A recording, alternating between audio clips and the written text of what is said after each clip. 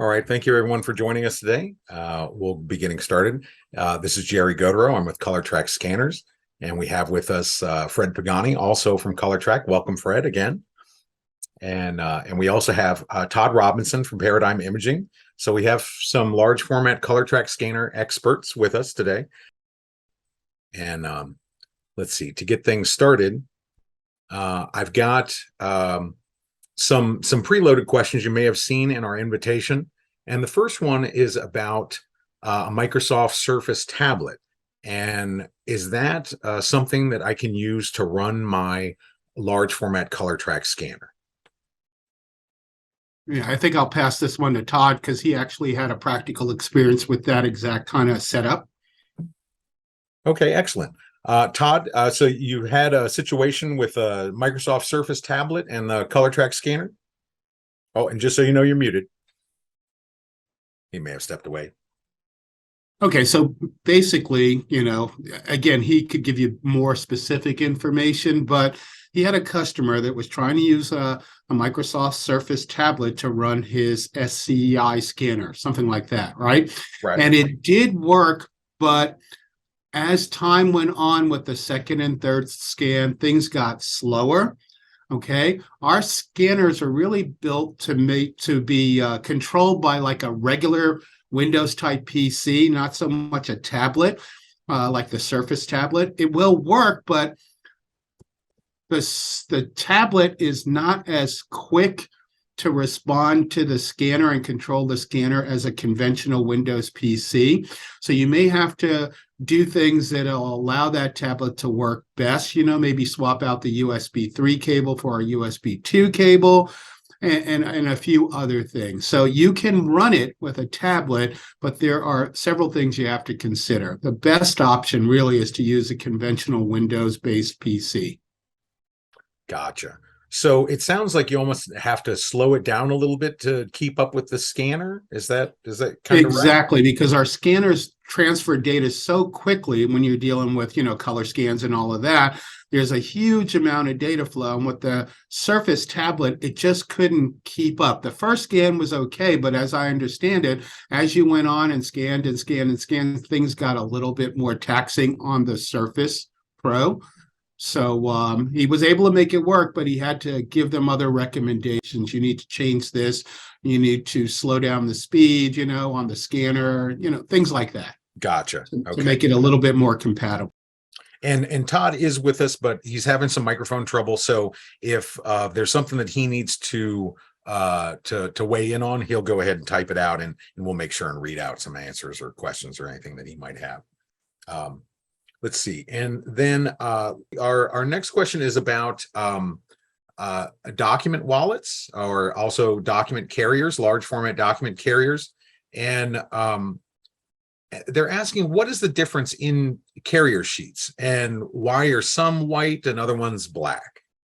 Okay, so just for some little general background information, Paradigm Imaging sells two types of document wallets, document carrier sheets. They have the white back ones, and they also have document carriers with a black backing, and they each come in two sizes, Arch D and Arch E.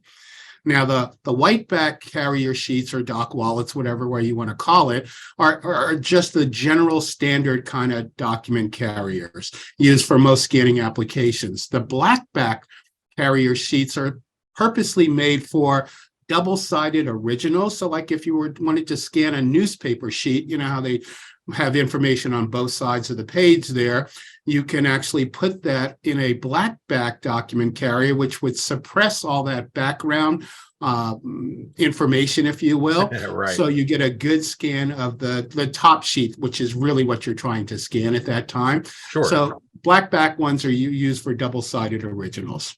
Right, and I think with scanning newsprint, what people always get in trouble with, aside from the accordion effect, because there's a grain to that paper, and the carriers kind of can defeat that as well. It allows you to scan in almost any orientation, but also that because the newspapers are usually so thin, and they're, as you mentioned, they're printed on both sides, so you get that bleed through effect where if you have a bright light and you hold up a newspaper, you can pretty much read it the other side through Yes. the side Right. you're looking at. And so those black carriers kind of, kind of blot that out. So you only are seeing that information on the front sheet. That's pretty slick. Exactly. And then, so we actually have a question written in from Paul, and Paul is saying that they have an old SmartLF SC 36 they purchased secondhand, and he's trying to find a calibration target so the stitching can be calibrated. The one that they found one supplier online, but they said they were out of stock. Can you suggest a supplier that could supply calibration targets for SmartLF Yeah. SC 36? Yeah, actually, anybody for any parts or accessories or calibration targets and such, for any of our Colortrac branded scanners, Paradigm is the best source to go. They stock all of that, those type of parts and accessories. So those are the guys you go to buy the right calibration target, because they should have them in stock for that SC scanner. Sure. And I know that you can, of course, reach Todd at TOD@paradigmimaging.com. That's a direct email for him, and we'll make sure that that's part of some other things. And here's their website right here, paradigmimaging.com. And so they could be a source for that target for you, Paul. And they actually have an online parts store at the Paradigm site, so you can actually look through the parts store and find your part that way as well. Okay, excellent. So there should be. Okay, yeah, thanks, guys. I also got one more question. Sure. The rubber rollers that pull the document through the scanner, we've been scanning linen drawings that are ink on linen, so they're kind of dirty, and the rollers have been getting dirty. Can you suggest a cleaner or a method for cleaning the rollers?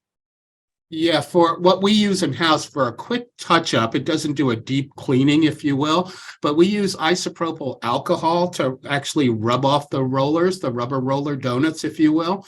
Okay. So you could, just use the forward and reverse button and just stand in front and wipe off one donut, the next one, and work your way across the scanner front and back.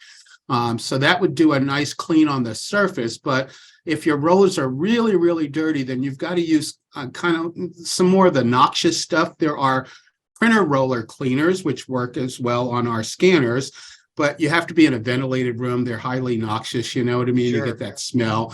But that's if you need to do a deep cleaning. You would use some type of printer roller cleaner kind of product. Okay, and then maybe like use a paper towel or a cotton ball or similar. Soft cloth or paper towel, yeah, to kind of wipe Okay. off all the excess. Exactly. So you just got to go slow and careful with that, but it does the trick for sure. Okay, great. Thank you very much. Excellent. Let's see. And then, so one of our other questions we had was saying, what software do I need to access both rolls on my printer? I use a 30 and a 36-inch roll on my printer. So most of the software for the scan software for the Colortrac products provide different options depending on the software program itself. But in all cases, we're really using Windows drivers for the printers. That's why we support a lot of different printers, because we just need the Windows driver to get to your printer to send it copy output and that kind of thing. So depending on the software application, if you want to choose one roll more so than the other roll, you might have to define that in the printer driver itself and say, this is my primary roll, and we'll just kind of send the scan using the printer driver, and if you make that change, then it should know when it gets to the printer which roll to go to. Gotcha. So most of our software, it doesn't have the ability to say print to that roll or that roll. It's all part of the printer driver, really. Gotcha. So it's almost like on the PC, on the workstation, you have a the same printer may be set up twice, one for one roll and one for the other roll, and then you would select those. Is that kind of the gist of what you're saying? Yeah, that, or you just go into the driver at that point if you decide you want to go. You always define which roll is the primary roll. That's part of the driver setup. But if you want to go to that other roll, you got to just take a moment, go to the driver and say print to that roll, and then go back to the Colortrac software and then do your thing, and it should go to that other roll, if you will. Okay, very good. All right, that makes a lot of sense. All right. And then, and then next question, my PC does not have a spare USB port. I know how that can go. How can I connect my scanner? You simply just have to go online or local store, computer store, parts store, and get a USB hub. Right. You know, So they have yeah. that's really the best overall. Is just and does it matter if it's a USB 2 or 3 hub, or can it just be a kind of a plain hub? It could be just a plain hub, but you know, if the better hubs will have actually USB 3 and USB 2 ports, maybe. And so that might be the better one to use because all of our scanners ship with a USB 3 cable. Although everybody needs to be aware, although our scanners come with a USB 3 cable, you can at any time use a standard conventional USB 2 cable as well. Gotcha. So it sounds like if you want to take advantage of the faster speeds, which we have built into the system, you can use anything up to a USB 3 and as far go down to USB 2 or regular USB and still at least get things going, but maybe not to the optimum performance. Exactly. So, you know, buying a hub just gives you that extra ports that you need just to make the connection. Sure. And then USB is the connection. It's not like a Ethernet or anything like that as an alternate connection. No, we do have, you know, like the SGI scanner comes with network capability, but mostly all of our scanners, including the SGI, are made for a quick USB cable connection from scanner to the PC. Sure. So easy answer is for any of our scanners, USB hub. And then for one in particular, it sounds like for our higher end scanner, you can use a network a router or a port or even a direct cross connect, right? Exactly. A little simple switch or something like that. Sure. Okay, very good. And then let's see. So another question. My monitor is a touch screen. What software package may I use? Well, you could actually use any of our software package. Yeah, because the monitor being a touchscreen interface, that just says you don't have to use a mouse. You can just touch the screen. Well, all of our software supports touchscreen applications. You know, it's built for using a mouse, but you know, for the newer installs with better hardware and PCs and stuff, if you've got a touchscreen, it should work with all of our software. Okay, excellent. And then in some of the software, is there a mode that gives you any bigger button sort of a touchscreen mode, or is that just kind of the regular the same system for both mouse and it's really just the regular interface, you know. Okay, and great. We tried to plan in advance with some applications to give you bigger things to touch, you know, in case you were using a touch screen. Right. Like that touch software, the free software for most of our new scanner products. Oh, right. That was kind of designed, you know, with a touchscreen in mind, if you will. So not a specific mode, but already kind of inherent, a little more convenient for that type of operation. Exactly. It's just designed to be used with a touchscreen. Yeah, but all of our software will work with a touchscreen. And circling back around a little bit on the tablets, and they're saying, tell me about the tablet iPad app that runs the new software. Are there any limitations? How many tablets can I use? Can each tablet have an individual login or direct their drawings to their own directory on the network? I guess just kind of some overall tablet iPad questions for remote controlling the software.